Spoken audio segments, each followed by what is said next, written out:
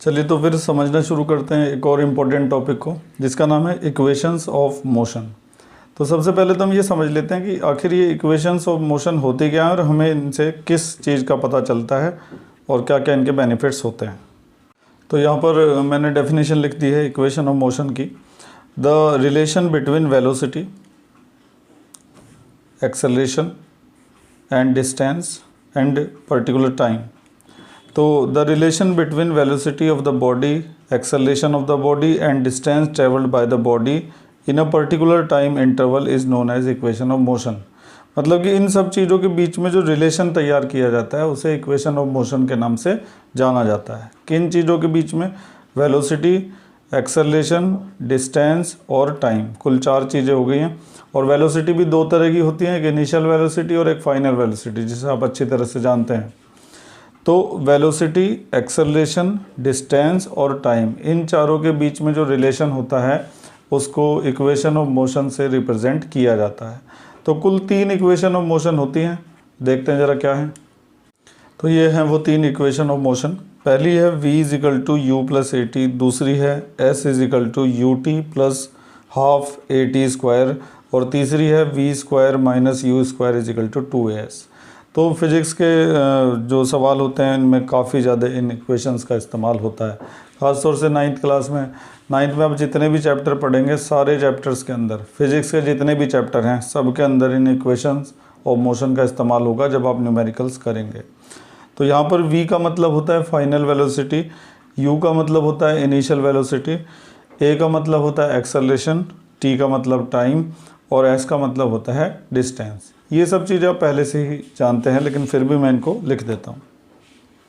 तो इस तरह से मैंने उन चीज़ों को एक्सप्लेन कर दिया कि u का क्या मतलब है, v का क्या मतलब है, a का क्या मतलब है, s और t का क्या मतलब है।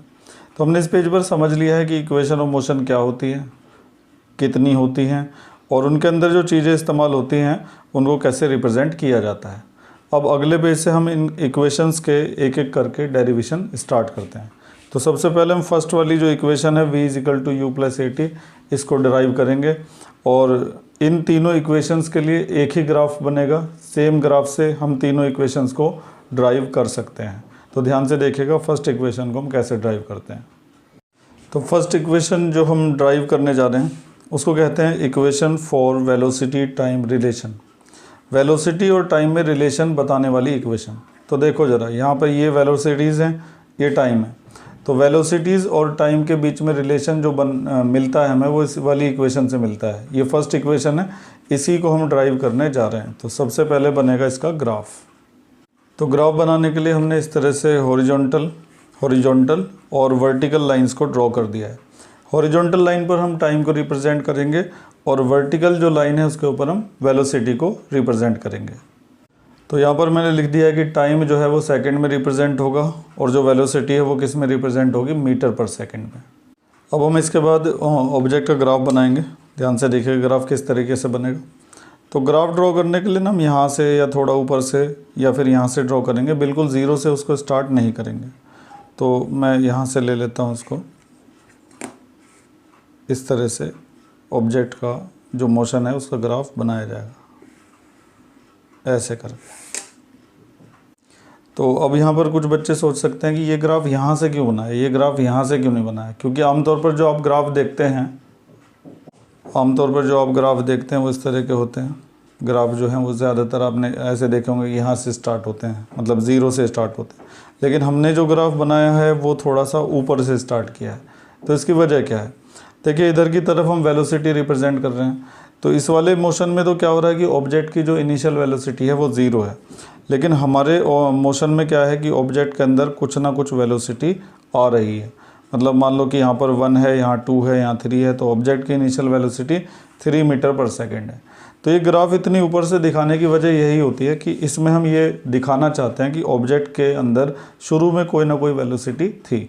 और इस वाले में क्या होता है कि इसमें ये पता चलता है कि शुरू में ऑब्जेक्ट की जो इनिशियल वेलोसिटी थी वो क्या थी, ज़ीरो थी। तो इससे हम इक्वेशन बना नहीं पाएंगे, इसीलिए हम इसको थोड़ा सा ऊपर से स्टार्ट करते हैं। इसके बाद हम इस ग्राफ को, जो इसके पॉइंट्स हैं, उनको हॉरिजॉन्टल और वर्टिकल जो एक्सिस हैं हमारे, उनसे हम ज्वाइन कर देंगे। इस वाले को ऐसे ज्वाइन किया जाएगा और इसको वहाँ से ज्वाइन करेंगे स्टेट, और एक लाइन यहाँ पे ड्रॉ की जाएगी। ये सारी डॉटेड लाइंस होंगी। अब यहाँ पर ये जितने भी कॉर्नर्स हैं ना, इनके कुछ नाम दे देंगे, जैसे कि ये ओ हो जाएगा, ये ए हो गया, ये बी हो गया, सी, डी और ई, इस तरीके से इनके नाम लिख दिए जाएंगे। एक और चीज़ है कि जब ऑब्जेक्ट ने अपनी जर्नी स्टार्ट की थी तो मान लो कि उसकी इनिशियल वेलोसिटी उस समय क्या थी, u, और यहाँ पर इस पॉइंट पर ऑब्जेक्ट की वेलोसिटी बढ़ते बढ़ते कितनी हो जाएगी, v हो जाएगी। तो यहाँ पर जब टाइम शुरू का टाइम था, मतलब 0 था, तब ऑब्जेक्ट की वेलोसिटी u थी, और जब ऑब्जेक्ट की वेलोसिटी बढ़ती रही, टाइम भी बढ़ता रहा, ऑब्जेक्ट की वेलोसिटी भी बढ़ती रही, वो बढ़ते बढ़ते कितनी हो चुकी है, v हो चुकी है। तो इस जगह पर वेलोसिटी v दिखाई गई है, और शुरुआती जब टाइम था तब वेलोसिटी को u दिखाया गया। अब क्योंकि टाइम भी बढ़ चुका है तो टाइम 0 से बढ़ते बढ़ते मान लो कि कितना हो गया होगा, t हो गया होगा। तो ये 3 चीज़ों का ध्यान रखिएगा। यही तीनों चीज़ों पर आपकी जो इक्वेशंस हैं वो बनेंगी। शुरुआत में ऑब्जेक्ट की वेलोसिटी को हमने u माना, फिर बढ़ते बढ़ते ऑब्जेक्ट की जो वेलोसिटी हो गई इस पॉइंट पर वो कितनी हो गई, v, फाइनल वेलोसिटी, और इस दौरान जो टाइम बढ़ा है वो कितना हुआ है, t हुआ है। तो इन चीज़ों को भी यहाँ पर एक्सप्लेन करना पड़ेगा। तो सबसे पहले तो आप ये लिखेंगे, consider the velocity time graph of an object that moves under uniform acceleration. अभी हम जो ग्राफ देख रहे हैं वो कैसा ग्राफ है, वेलोसिटी और टाइम ग्राफ है। तो पहले तो हमने ये लिखा कि वेलोसिटी टाइम ग्राफ हम कंसीडर कर रहे हैं, और एक ऐसे ऑब्जेक्ट का है जो एक यूनिफॉर्म एक्सेलरेशन में चल रहा है। तो जब भी ऑब्जेक्ट यूनिफॉर्म एक्सेलरेशन में होता है ना, तो उसका ग्राफ हमेशा एक स्ट्रेट लाइन होता है। तो आप देख भी रहे होंगे कि यहाँ पे एक स्ट्रेट लाइन बनी हुई है।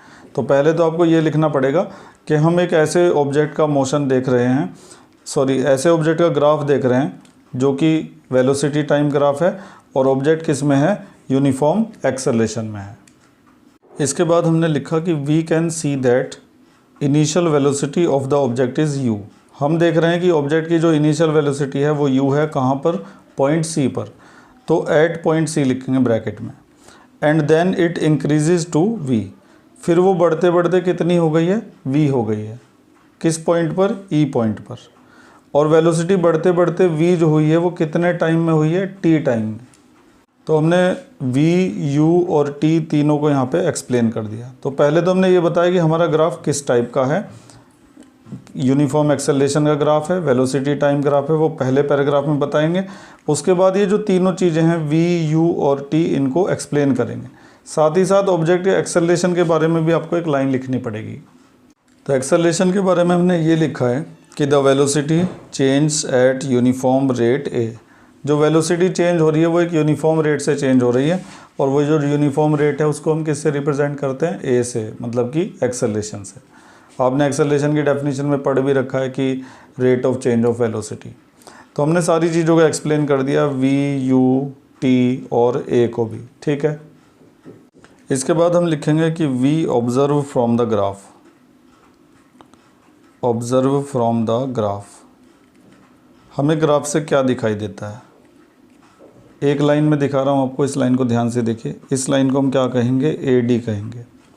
तो ये जो लाइन AD है ना, इस लाइन AD को हम ऐसे लिख सकते हैं, AB प्लस BD। फिर से आप ध्यान से देखिए, ये जो लाइन AB दिखाई दे रही है आपको, AD जो लाइन है उसको हम लिख सकते हैं AB प्लस BD। तो AD लाइन को हम लिख रहे हैं AB प्लस BD।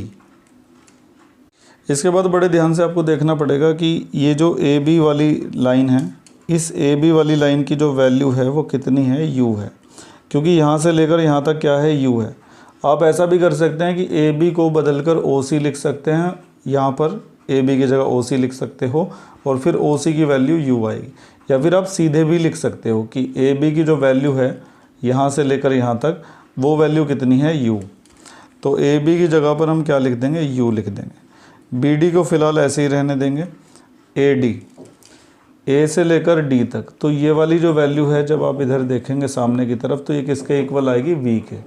A से लेकर D तक, या फिर O से लेकर E तक। भाई AD और OE दोनों सेम है, चाहे AD लिखो चाहे OE लिखो। हम यहाँ पर AD को बदलकर OE भी लिख सकते थे, लेकिन हम सीधे लिखेंगे AD की जगह यहाँ से यहाँ तक कितना है, V।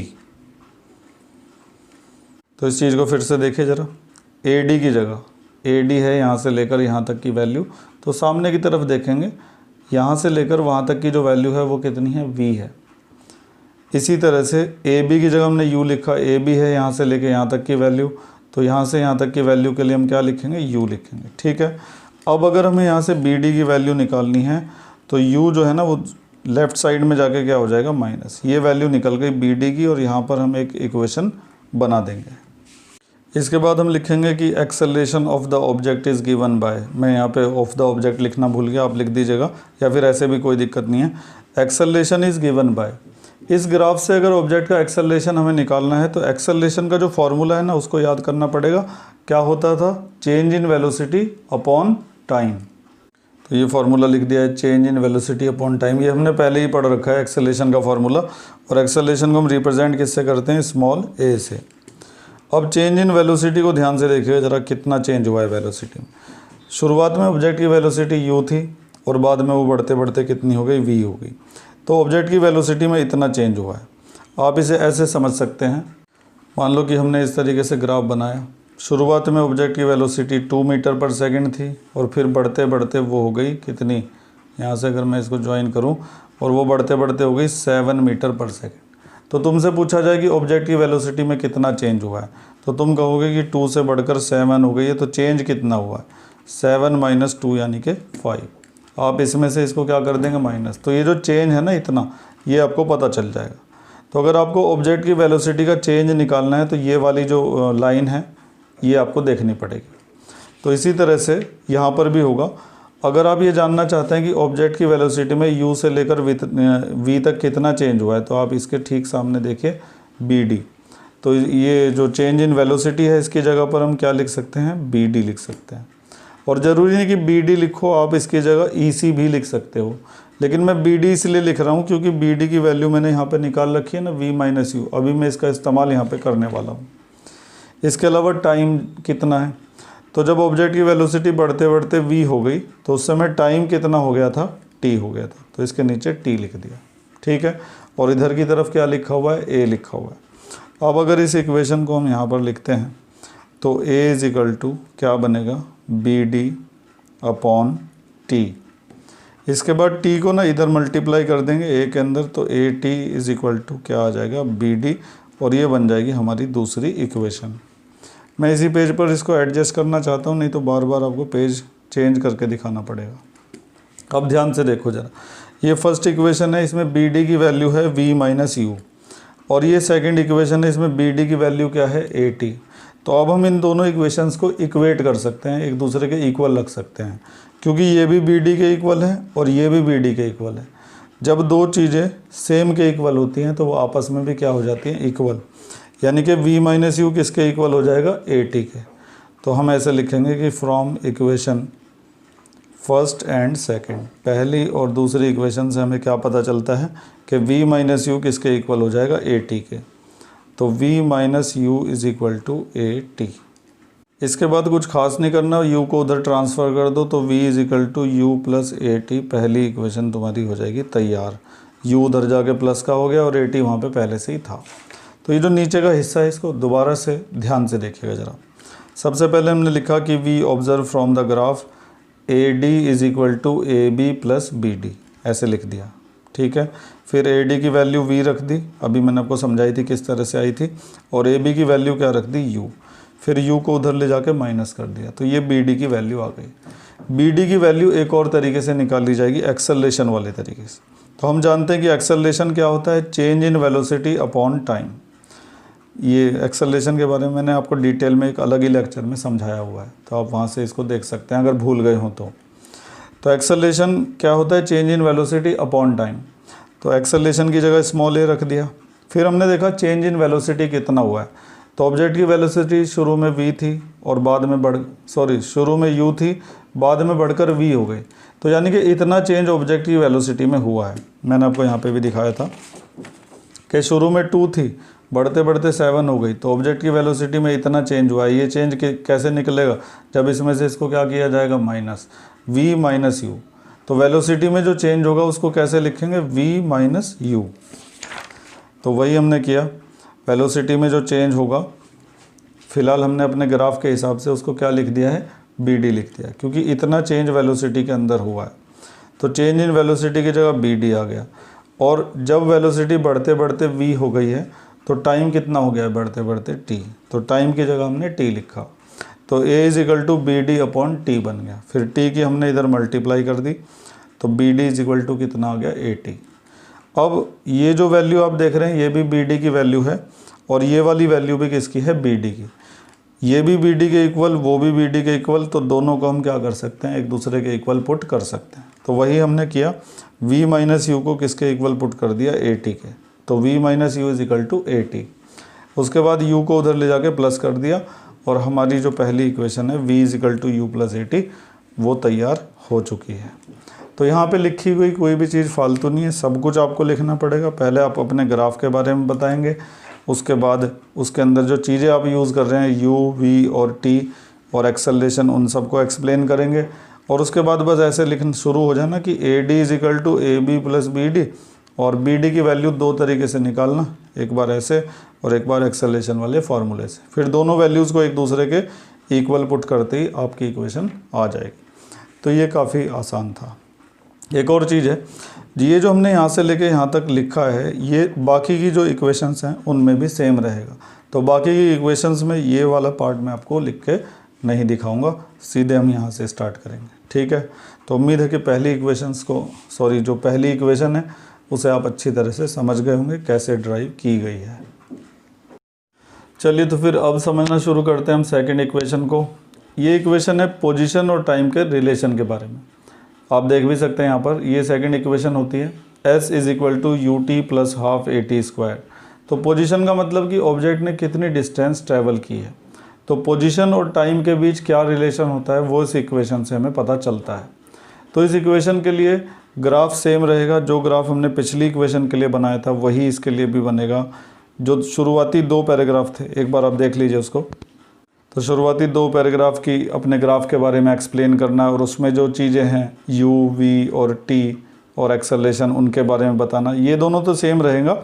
बस आपको इसके बाद एक थोड़ी सी चीज़ और इसमें ऐड करनी पड़ेगी, आपको ये लाइन और लिखनी पड़ेगी जिसमें आप डिस्टेंस के बारे में एक्सप्लेन करेंगे कि let us consider that the object has travelled a distance s in time t। मान लेते हैं कि ऑब्जेक्ट ने टाइम t में कितनी डिस्टेंस ट्रैवल की होगी, डिस्टेंस s। तो मैंने यहाँ पे ग्राफ को दोबारा से बना दिया है। तो अभी हमें क्या लिखना है, सबसे पहले हम लिखेंगे distance covered by the object. तो ये लाइन लिखनी पड़ेगी इस इक्वेशन को ड्राइव करने के लिए कि distance covered by the object. Object ने कितनी डिस्टेंस कवर की है, ग्राफ से इसका पता कैसे चलता है। तो आप अच्छी तरह से जानते हैं कि मान लो कि ये तुम्हारा ग्राफ है, इस तरीके से तुम्हारा ग्राफ, और तुम्हें पता लगाना कि ऑब्जेक्ट ने 2 सेकंड से लेकर 5 सेकंड के बीच कितनी डिस्टेंस कवर की है। तो तुम क्या करोगे, ग्राफ के नीचे का जो एरिया होता है उसको फाइंड कर लोगे। तो अभी ये एक रेक्टेंगल है तो रेक्टेंगल का एरिया यहाँ पर निकल जाएगा। लेकिन अगर ग्राफ कई बार इस तरह का भी होता है, ऐसा ग्राफ भी होता है, तो 2 सेकंड से लेकर 5 सेकंड के बीच ऑब्जेक्ट ने कितनी डिस्टेंस कवर की है। तो आप एक परपेंडिकुलर यहाँ पे डालेंगे और एक परपेंडिकुलर इस तरह से यहाँ पे डलेगा।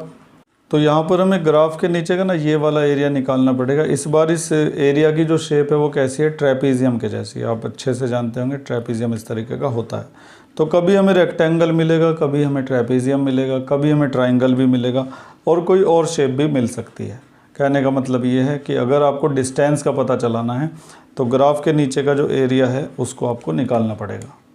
तो अभी हमारा ग्राफ जो है ना वो ये है, और अगर हमें डिस्टेंस ट्रेवल्ड का पता लगाना है टाइम t के दौरान तो हमें इस ग्राफ के नीचे का ये जो पूरा एरिया दिखाई देता है ना इसको निकालना पड़ेगा।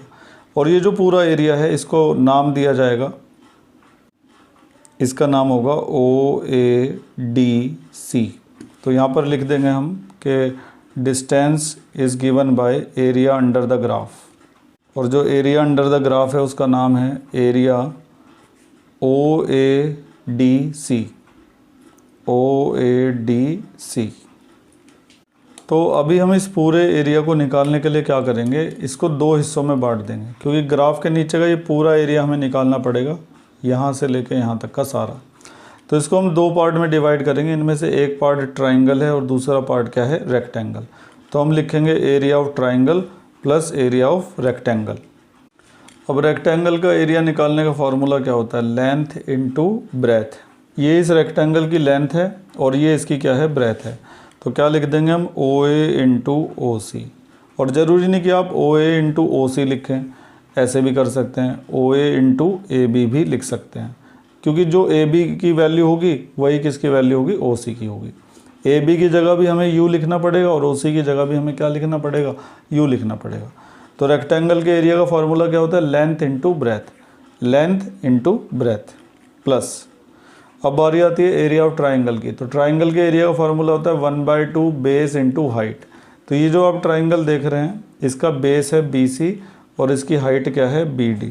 तो हम लिखेंगे 1/2 बेस यानी कि BC और हाइट यानी कि BD। इसके बाद हम यहाँ पे ना वैल्यूज़ सब्स्टिट्यूट करेंगे ग्राफ को देखकर। जैसे कि OA की वैल्यू क्या है, OA की वैल्यू है T। OC की वैल्यू क्या है, OC की वैल्यू है U प्लस 1/2। BC की वैल्यू क्या है, कहाँ है BC, ये BC है। तो BC और OA एक ही बात है, तो जो OA की वैल्यू है वही BC की वैल्यू है, यानी कि कितना आएगा, T।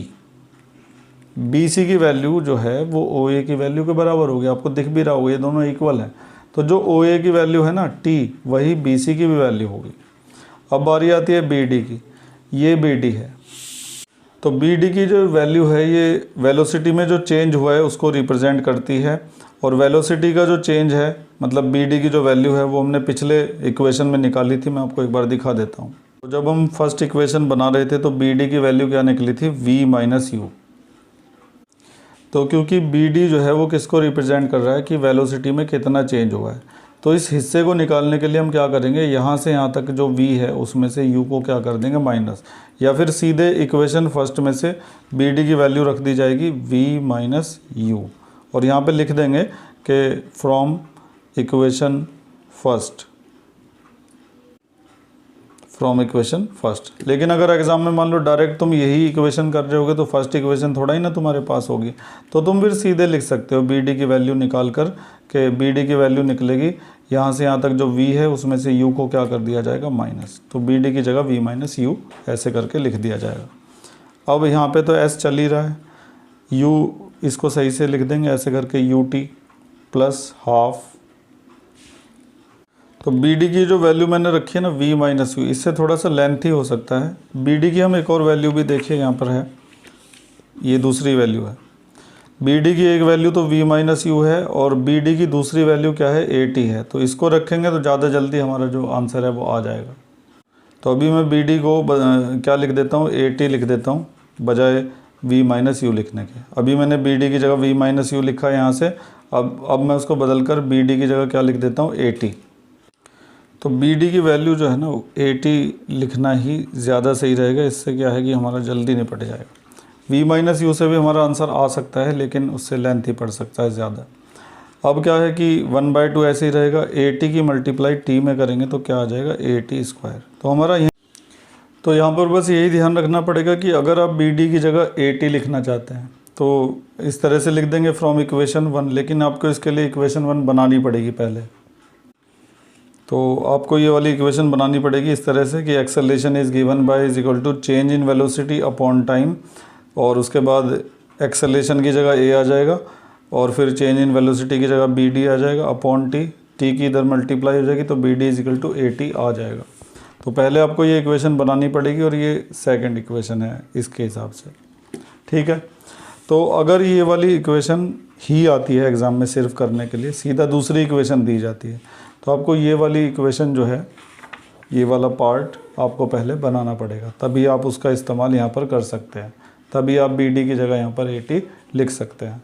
तो आप छोटा सा पार्ट है, इजीली इसको बना सकते हैं, काफ़ी छोटा सा पार्ट है, यहाँ से यहाँ तक आप इसको आराम से बना सकते हैं, इसमें कोई प्रॉब्लम नहीं है। तो एक बार फिर से देखते हैं सेकंड इक्वेशन ऑफ मोशन को। इस इक्वेशन को बनाने के लिए ग्राफ जो होता है उसके नीचे का एरिया निकालना पड़ता है। तो हमने क्या करा, इस ग्राफ के नीचे का एरिया निकाला, area of triangle plus area of rectangle लिख के, area of rectangle plus area of triangle, दोनों के फार्मूले लगाए, length into breadth 1/2 base into height.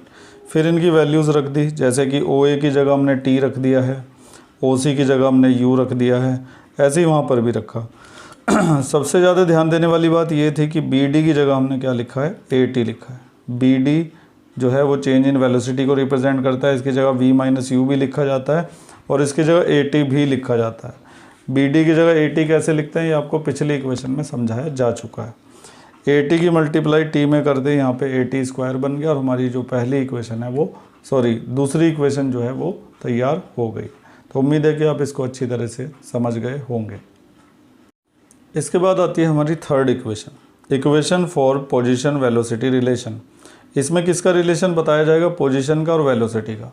तो आप इसमें देख रहे होंगे टाइम तो कहीं है नहीं, इसमें या तो वेलोसिटी है या फिर क्या है, पोजीशन है। एक्सेलरेशन तो खैर हर इक्वेशन में है, पिछली जो 2 इक्वेशन बनाई उनके अंदर भी एक्सेलरेशन था। तो पहले 2 पैराग्राफ तो वैसे ही रहेंगे कि अपने ग्राफ को एक्सप्लेन करना, उसमें जो आपने वैल्यूज़ ले रखे हैं U, V और T और A उनको एक्सप्लेन करना, और फिर आप इस ग्राफ से अब क्या निकालने जा रहे हैं वो लिखना कि from the graph the distance travelled by the object is. Second equation में भी हमने डिस्टेंस निकाली थी और थर्ड में भी हम क्या निकाल रहे हैं, डिस्टेंस निकाल रहे हैं। तो इस बार फिर से डिस्टेंस निकालने के लिए क्या करना पड़ेगा, ग्राफ के नीचे का जो पूरा एरिया है उसको निकालना पड़ेगा। तो पिछली बार हमने इस एरिया को निकाला था किस तरह से, area of triangle plus area of rectangle करके, लेकिन अभी हम इस एरिया को पूरे को एक साथ निकालेंगे।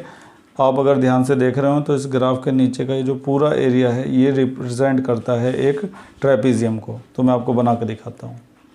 तो अभी हमारा ये ग्राफ है और इस ग्राफ के नीचे का ये पूरा एरिया है। तो अगर इस शेप को ध्यान से देखा जाए बाहर निकाल कर, तो ये शेप इस तरह की आती है और इस तरह का क्या होता है, ट्रेपीजियम होता है। ट्रेपीजियम के एरिया का फार्मूला आप अच्छी तरीके से जानते हैं। ये फार्मूला होता है ट्रेपीजियम का एरिया निकालने का, 1/2 sum of parallel sides into height. तो अभी ये जो ट्रेपीजियम आप देख रहे हैं इसके अंदर 1/2 तो ठीक है, पैरेलल साइडें ये होंगी क्योंकि ये एक दूसरे के क्या हैं, पैरेलल हैं, और इसकी हाइट जो है ना वो ये होगी। अब बहुत से बच्चे समझ नहीं पाते कि ये हाइट कैसे होगी। देखिए अगर आप इस ट्रेपीजियम को ऐसे कर दें, ऐसे घुमा दें, तो ये इस तरह की शेप हो जाएगी।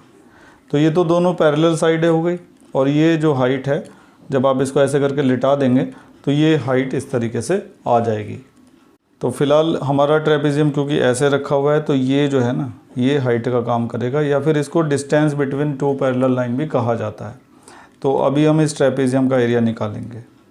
तो सेकंड और थर्ड इक्वेशन में बस यही डिफरेंस है कि सेकंड के लिए तो हम इस एरिया को 2 हिस्सों में बांट कर निकालते हैं, और थर्ड इक्वेशन के लिए हम इस पूरे एरिया को एक साथ निकालते हैं। इसको हम एक ट्रेपीजियम मानकर करते हैं। तो हम यहाँ पर लिखेंगे 1/2, ये फार्मूला आपने 8th में पढ़ा होगा, 1/2 sum of parallel sides into height. अब 1/2 ऐसे ही रहेगा, सम ऑफ पैरेलल साइड, तो ये और ये पैरेलल साइड हैं, इनका सम करना है। तो लिखेंगे OC प्लस AD, ये वाली और ये वाली, OC plus AD, OC plus AD, और हाइट। तो हाइट की जगह ये वाली लेंथ आएगी, मैंने आपको अभी समझाया था, ये वाली लेंथ क्या है, OA। अब इन सब की वैल्यूज़ पुट करो, तो 1/2 तो ऐसे ही रहेगा। तो वैल्यूज़ पुट करते हैं अब हम यहाँ पर। OC की जगह, OC ये है, इसकी जगह क्या लिखा जाएगा, U। AD, A से लेकर D तक ये पूरी वैल्यू है, इसको सामने देखो ये किसके इक्वल आएगी, V के। OA ये पूरी वैल्यू है, इसकी जगह पर क्या आ जाएगा, T आ जाएगा। ठीक है, इसके बाद इधर क्या चल रहा है, S चल रहा है। इसके बाद हम क्या करेंगे, इस सवाल को आगे करने के लिए U प्लस V को V प्लस U भी लिखा जा सकता है। भाई U प्लस V को V प्लस U लिखने में कोई प्रॉब्लम नहीं है, लेकिन ये जो T है इसकी जगह देखो हम क्या लिखने वाले हैं। जो हमने फर्स्ट इक्वेशन ड्राइव की थी वो इस तरह से थी, V is equal to U plus AT। अब U को अगर हम इधर ट्रांसफ़र कर दें तो V minus U is equal to AT आ जाएगा। फिर A को ले जाएंगे डिवाइड में, तो V minus U upon A is equal to क्या आ जाएगा, T। तो इसका मतलब T की जगह हम क्या लिख सकते हैं, V minus U upon A लिख सकते हैं। तो T की जगह हम लिखने जा रहे हैं V minus U upon A। तो ये जो चीज़ हमने लिखी है T की जगह, ये कहाँ से लिखी है, इक्वेशन फर्स्ट से, जो पहली इक्वेशन हमने ड्राइव की थी। एक बार देख लो उसको, ये हमने पहली इक्वेशन ड्राइव की थी V is equal to U plus AT, तो उसी को हमने यहाँ पर लिख दिया है। ठीक है, तो इससे हमने क्या करा, T की वैल्यू निकाल ली, T की वैल्यू निकाल कर यहाँ पे पुट कर दिया है।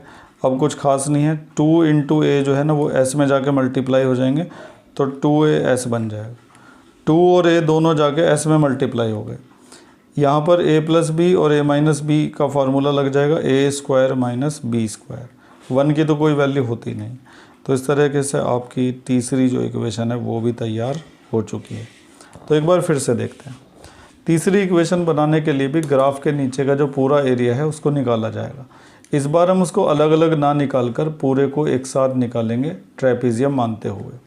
ट्रेपीजियम का फार्मूला होता है 1/2 sum of parallel sides into height.